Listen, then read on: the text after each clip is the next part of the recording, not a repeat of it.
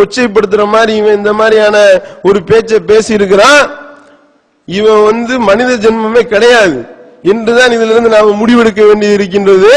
அதோடு மட்டுமில்லாம இது இடஒதுக்கீடு ஹராம் இவன் சொன்னானே, இவன் எப்படிப்பட்ட சமுதாய துரோகி தெரியுமா? ஜெயலலிதாவை போய் எல்லாம் கூட்டா சந்திக்கிறதுக்கு இந்த அயோக்கியன் வந்தான். இந்த அயோக்கியன் ஆணையம் அமைச்சாங்களா இல்லையா 2006ல? அப்ப ஆணையம் அமைச்சதுக்கு நன்றி தெரிவிக்க போன குரூப்ல இந்த அயோக்கியன் இருந்தான்.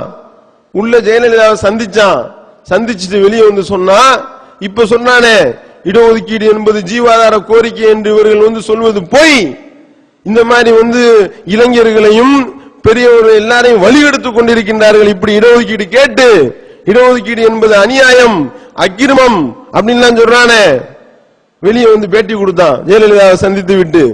அம்மா அவர்கள் அழகான ஒரு ஆணையத்தை அமைத்திருக்கிறார்கள். ஜீவாதார கோரிக்கை இடஒதுக்கீடு கோரிக்கையின் அடிப்படையில் இடஒதுக்கீடு கோரிக்கையை நிறைவேற்றுவதற்காக அம்மா அவர்கள் அழகான ஒரு ஆணையத்தை ஜீவோ போட்டி இருக்கிறார்கள் அப்படின்னு பேசினியா இல்லையாடா?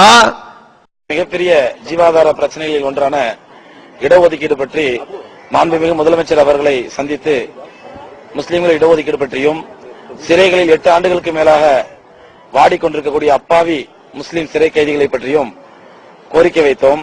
மாண்புமிகு முதலமைச்சர் அவர்கள் பரிவோடு அந்த கோரிக்கையை ஏற்று உடனடியாக இடஒதுக்கீடு சம்பந்தமாக ஒரு ஜிஓ ஒன்று பாஸ் செய்திருக்கிறார்கள். அதற்காக நான் நன்றி தெரிவித்துக் கொண்டோம். அப்படின்னா அப்ப பேசுனீங்களா? ஜீவாதார கோரிக்கைன்னு சொன்னீங்களா? அப்புறம் ஏண்டா போன ஜெயலலிதாவை பார்க்க ஏண்டா போன? உன்னை டிவியில காட்டுறாங்கன்றதுக்காக போய் பேட்டி கொடுத்தியா? அப்ப ஜீவாதார கோரிக்கையா இருந்தது, இப்ப ஜீவன் இழந்த கோரிக்கையா போச்சு.